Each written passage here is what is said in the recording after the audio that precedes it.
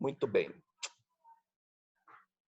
Regiões geoeconômicas.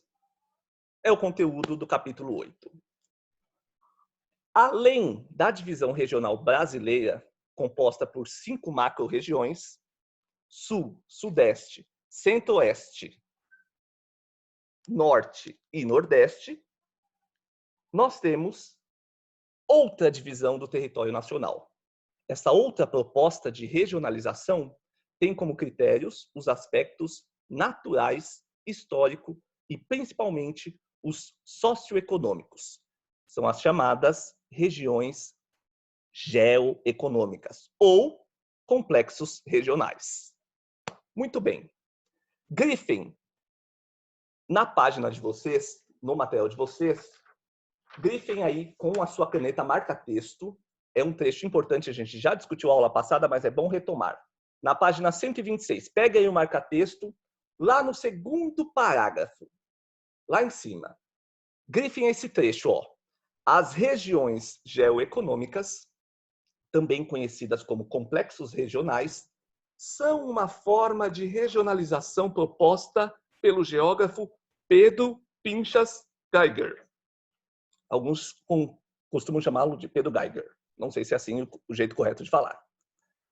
Que é um geógrafo que, no ano de 1967, propôs esse modelo de regionalização. Essa regionalização do território brasileiro considera a formação histórico-econômica do Brasil, em especial no que diz respeito às formas de produção de riqueza associada à industrialização. Ou seja, os complexos regionais consideram os fatores históricos, culturais, físicos e econômicos, linkados ao processo de industrialização do Brasil a partir da década de 30. Certo? Grifem bonitão esse parágrafo, bacana. E ali no terceiro parágrafo, já tem uma parte em negrito no livro. Então, grifem ela também, que diz o seguinte: a divisão em complexos regionais não respeita o limite entre os estados. Isso é muito importante, porque significa que a forma de ele dividir, como pode olhar na minha tela aí, ó, 3 áreas extensas, Amazônia, Nordeste, Centro-Sul, o país, na divisão oficial do IBGE, é dividido em 26 estados. E na macro-região, em 5 macro-regiões. O Pedro Pinchas, ele aglutinou maiormente em apenas 3 áreas. E a gente vai discutir um pouquinho sobre essas áreas. É uma classificação que não é oficial no que se refere a uso expansivo pelo governo. Alguns setores muito específicos do governo usam, mas maiormente os setores educacionais, ou seja, essa forma de divisão é muito usada na área da educação, para ensino, para a gente compreender esses formatos. Então, ela serve muito para isso também. É uma classificação que leva em conta a formação histórico-econômica, certo? Considera a modernização econômica que ocorreu no espaço urbano brasileiro, mas também no meio rural, ou seja, no espaço do campo, que estabeleceram o quê? Novas formas, de vínculo entre esses lugares do território. Então, um novo olhar sobre esses territórios. Quais são essas divisões? Olha que bonitão o nosso mapa. Está aqui. O Pedro Pinchas Geiger dividiu, então, no complexo da Amazônia, toda essa área em verde, no complexo Nordeste, essa área em azul, e no complexo Centro-Sul, essa área em amarelo. Não tem muito segredo, né?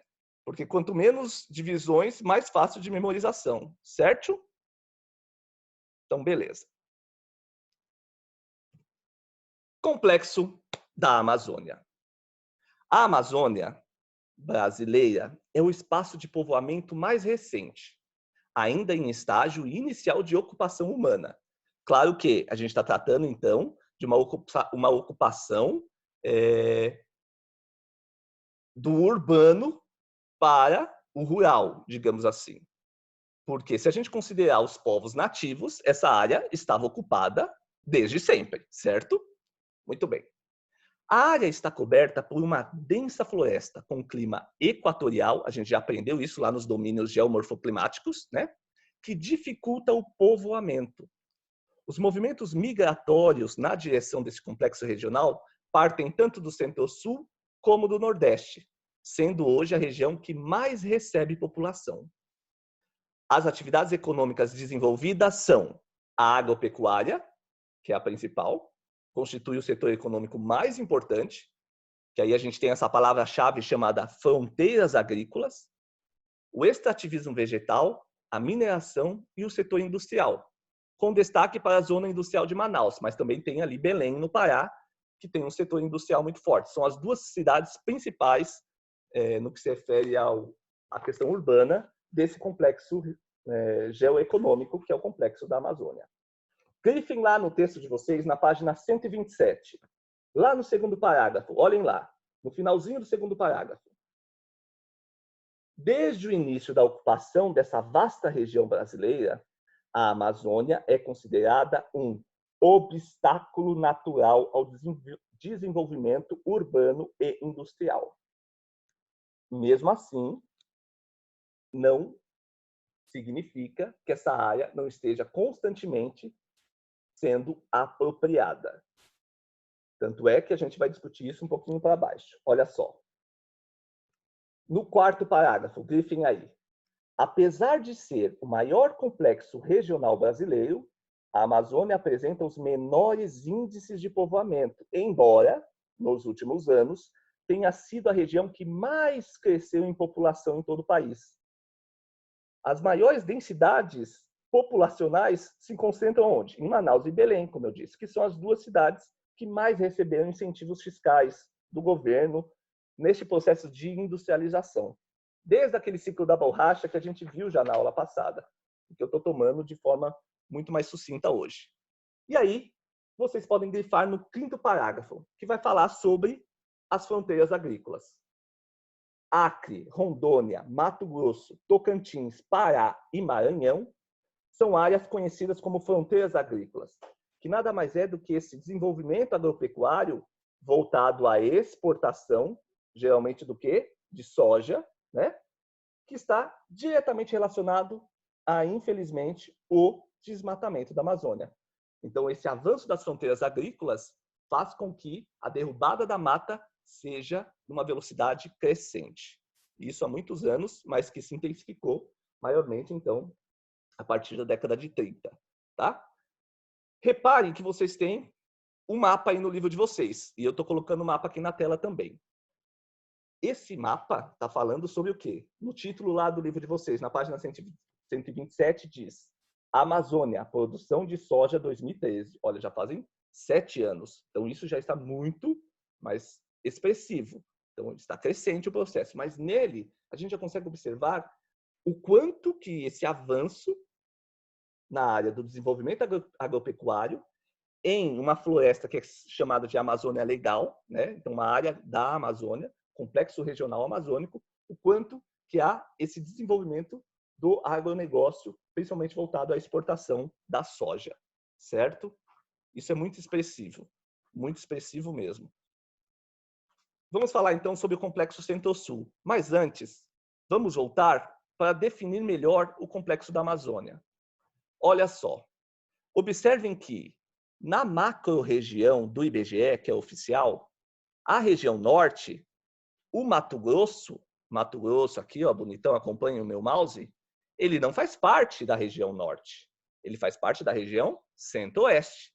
Mas nessa divisão do Pedro Pinchas, o centro-norte do Mato Grosso, pelas características da mata amazônica, pelas características do avanço do agronegócio, ou seja, as características geoeconômicas, ele colocou dentro dessa divisão geoeconômica, certo? Não só o centro-norte do Mato Grosso, como também boa parte do estado de Tocantins.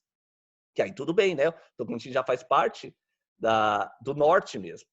Mas reparem que o sul de Tocantins, apesar de Tocantins ser um estado dentro da macro-região norte, o sul do Tocantins faz parte de um outro complexo regional, de um outro complexo geoeconômico. Ele faz parte do complexo Centro-Sul, que abrange o quê?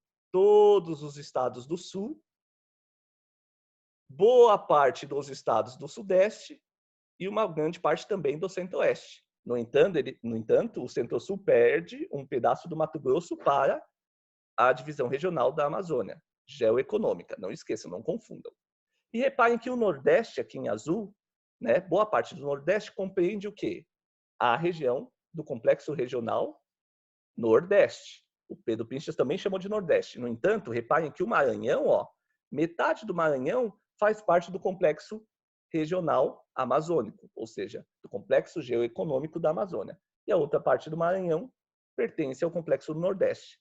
Outro detalhe do Complexo do Nordeste. Minas Gerais, aqui, ó, o norte de Minas Gerais, pertence ao Complexo do Nordeste, sendo que Minas Gerais faz parte da região macro chamada Sudeste, né? Então, na macro-região do IBGE, Minas Gerais é Sudeste, mas na divisão pelos complexos regionais do Pedro Pinchas, essa região vai para o Nordeste. E a gente vai saber por quê em breve. Vamos falar então sobre o Complexo Centro-Sul. Vamos lá. Reparem que o Complexo Centro-Sul ele está presente no material de vocês na página 129, tá bom? Então preparem a caneta de vocês, porque a gente também vai grifar algumas coisas nesse complexo. Vamos lá. O Complexo Centro-Sul é, na atualidade, o núcleo econômico do país. Ele concentra a economia moderna, tanto no setor industrial como no setor agrícola. Além da melhor estrutura de serviços, nele também concentra a capital política do país, certo? O Complexo Regional Centro-Sul, ele corresponde a quase 1/3 do território nacional. Olha só, é bastante coisa. Compreende os estados, então, da região sul, como eu disse, e do sudeste, com exceção do norte de Minas, ao estado de Goiás, Mato Grosso do Sul e o extremo sul do Mato Grosso. Ou seja, a gente perde uma parte do Mato Grosso para o Complexo Amazônico, como eu também disse. E o extremo sul de Tocantins. Reparem lá. Muito bem. Ó, cuidado para não mexer na minha tela. Estou vendo umas setinhas aí. Muito bem. É o complexo regional mais desenvolvido economicamente. Ele abriga a maior parte do parque industrial do país, das áreas de atividades agrícolas mais modernas do país, dos bancos, dos mercados de capitais, das empresas transnacionais, comércios e universidades do país. É extremamente urbanizado. Lembram que a gente, na divisão das macro-regiões, tem lá a macro-região do Centro-Oeste. E a gente aprendeu várias características sobre ela. E tem a macro-região Sudeste. A gente aprendeu várias características sobre ela. E a macro-região Sul. Imagine um complexo, gente, que junta essas 3 macro-regiões. Maiormente, né? A gente perde uns pedaços para outras. Mas, maiormente, a gente acumula 3 macro-regiões do IBGE num complexo só. A gente não, né? O Pedro Pinchas faz essa análise. Então, não tem como não ser um complexo muito importante. Então, peguem a caneta de vocês e grifem lá, por favor, no parágrafo 1º da página 129, logo abaixo daquela questão. Está falando ali, ó, na terceira linha.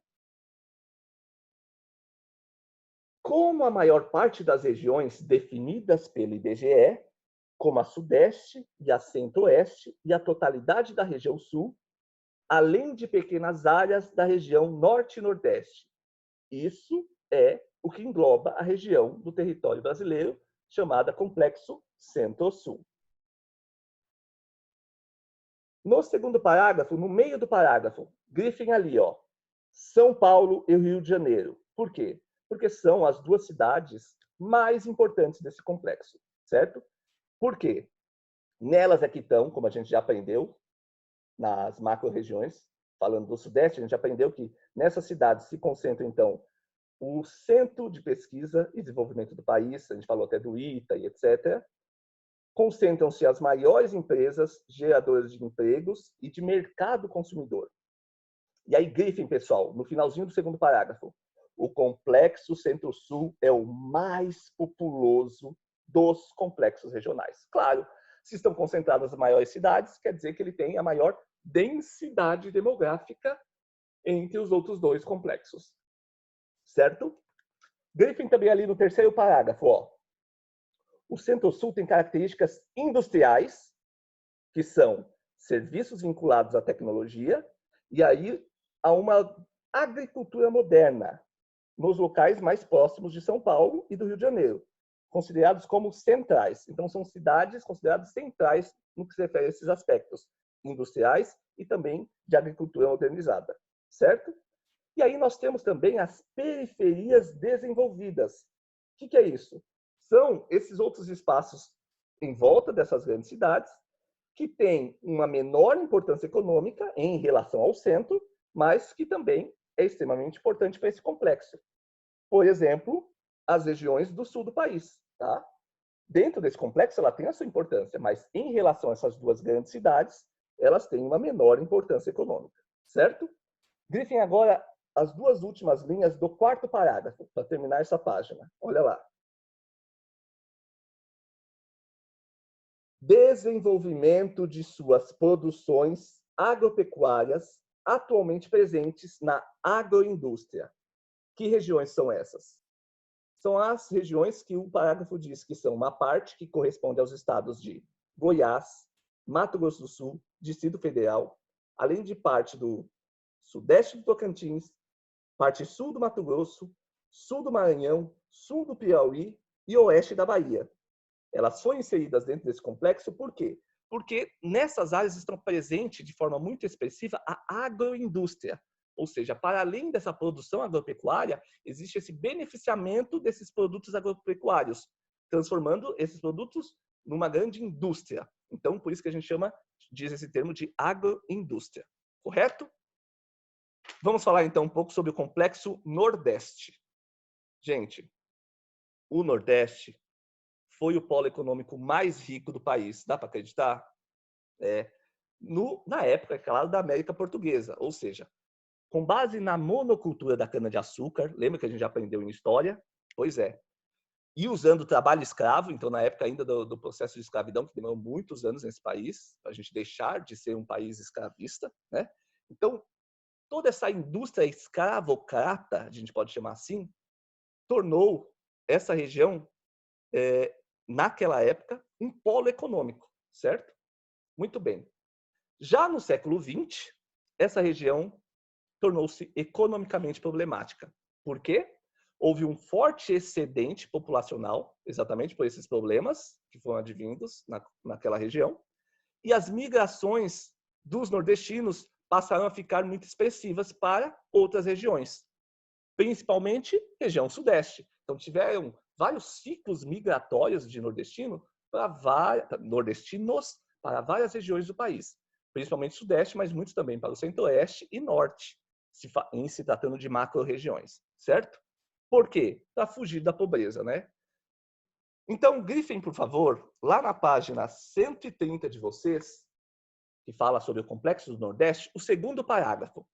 Grifem lá, pega o canetão de vocês e grifem. O segundo parágrafo diz assim: além disso, nesse complexo, há uma importante presença na agropecuária, como forma da produção de riqueza, com locais onde ela é pouco desenvolvida, com baixa aplicação de tecnologia e de caráter predominantemente familiar, sobretudo nas suas áreas mais secas. Porque lembra que a gente aprendeu nas divisões macro-regiões do IBGE, e aí tinha a subdivisão do Nordeste, não tinha? Nessa subdivisão, a gente viu que na zona da mata, onde ficam as cidades litorâneas, portanto, as maiores cidades, ali sim manteve-se um bom desenvolvimento, certo? Porém, mais para o interior, principalmente no sertão nordestino, onde predominou o quê? A pecuária, certo? E também a agricultura familiar, ainda mais ali no agreste, certo? Então, são áreas, por ter muita seca ali o sertão, as pequenas famílias se estabeleceram nesse lugar, pequenos produtores também, com pouca tecnologia, né, gente? Certo? No entanto, olha o que fala o nosso terceiro parágrafo. Está lá, entre parênteses, a palavra abandonada. Ou seja, essa área do Complexo do Nordeste, em grande medida, a maior parte dela, ficou um pouco abandonada no que se refere à industrialização brasileira ocorrida a partir da década de 30. Essa área ficou abandonada por muito tempo pelos governantes do país. Por quê? Porque aproveitaram o amplo contingente, ou seja, a grande quantidade de pessoas que se deslocavam para outros centros, para serem o quê? Uma mão de obra barata. Para quais complexos? Para o complexo do Centro-Sul, para o complexo do Centro-Sul, que abrange o quê? O Sudeste. Então, uma migração muito grande para essas áreas, como forma de mão de obra barata, nessas metrópoles que estavam em processo crescente nessas regiões. Principalmente onde? Rio de Janeiro, São Paulo e Belo Horizonte. Ou seja, dentro da macro-região Sudeste. Certo? Porém, gente, não é só isso que é o Nordeste. Tanto é que o terceiro parágrafo fala sobre a fruticultura no Vale do Rio São Francisco. Por quê? Houve uma infraestrutura que foi sendo melhorada ao longo dos anos, principalmente por incentivos governamentais, certo? Incentivos fiscais, ou seja, pagando menos impostos às empresas ou pequenas indústrias ou pequenos agricultores, foram se interessando por essas áreas para algum tipo de produção econômica. Lembrem-se, nós estamos falando de complexos geoeconômicos. Então, sempre está ligado com a questão econômica acima de tudo, e histórica e social também, claro. Então, o Vale do Rio São Francisco, vocês podem pesquisar depois, é muito bacana, a grande produção de alimentos. E eu já falei sobre isso, né? Só que boa parte desses alimentos vão para a exportação, não é mesmo? E também está presente, principalmente ali na região da Zona da Mata, ou seja, nas grandes cidades do Complexo do Nordeste, está presente o quê? O setor terciário. Professor Lucas, o que é setor terciário? Olha, o setor primário é o setor, então, da mineração, da agricultura, da pecuária, certo? O setor secundário é o setor das indústrias, certo? E o setor terciário é o setor dos serviços, dos negócios, pequenos negócios, de produtos, do comércio, compreende? Esse é o setor terciário. Então, nessa região das grandes cidades do Nordeste, ali na Zona da Mata, nas cidades litorâneas, portanto, existe então uma concentração desse setor. Eu vou dar um exemplo, por exemplo. Pergunte aos pais de vocês. Talvez os seus pais, em algum momento, receberam alguma ligação desses call center, né? Liga para oferecer produto, para oferecer serviços, geralmente de telefonia, né? Liga propondo planos, plano vivo Supermaster. E aí, plano TIM, não sei das quantas. Aí você atende a ligação. Primeiro você repara que o DDD não é MS. Fala, eita, ligação de longe. E aí, quando você ouve a voz da pessoa, você percebe aquele sotaque gostoso nordestino, né? Olha que interessante. Os call centers, eles eram mais frequentes em cidades como São Paulo, certo? Mas nós tivemos, então, essa migração de algumas empresas para essas regiões do Nordeste, por quê? Mão de obra mais barata, incentivos fiscais. Então, esses call centers, alguns se centralizam também nesse complexo regional, o que ajuda muito no desenvolvimento dessa região, que é o que diz também ali o quarto parágrafo. Grifem, por favor, olha lá. Entretanto, os problemas da região não foram todos solucionados. A escassez de água, principalmente em áreas do semiárido, ainda afeta um importante contingente populacional, fazendo com que os indicadores sociais, como a mortalidade infantil e também índices preocupantes de violência, onde? Nas grandes cidades. É um processo que vem crescendo nas últimas décadas, então, nesse complexo do Nordeste. Portanto, é um complexo que ainda precisa de muito olhar das políticas públicas e dos governos, certo? Para finalizar, gente, vamos falar então um pouquinho sobre o norte de Minas Gerais. Mas, professor Lucas, você não falou que eram só 3 complexos? Sim, são só 3 complexos geoeconômicos. Mas por que eu trago o norte de Minas? Porque é muito interessante a gente observar. Vou lá até para a imagem. Deixa eu voltar para a imagem do complexo. Olha aqui. Reparem que, como eu tinha dito antes, no complexo do Nordeste, o norte de Minas está presente. No entanto, essa área do estado, ela se parece muito com o sertão nordestino. Por quê? O aspecto climático, o clima é semiárido, parecido então com o sertão, e também o solo tem pouca fertilidade, exatamente por ser escasso a questão da chuva, certo? Então, além das dificuldades climáticas dessa região, essa região também foi historicamente abandonada pelos governos, ou seja, muito parecido com o sertão nordestino. Por isso, que ele fez parte, então, do Complexo do Nordeste, na visão do Pedro Pinchas, certo?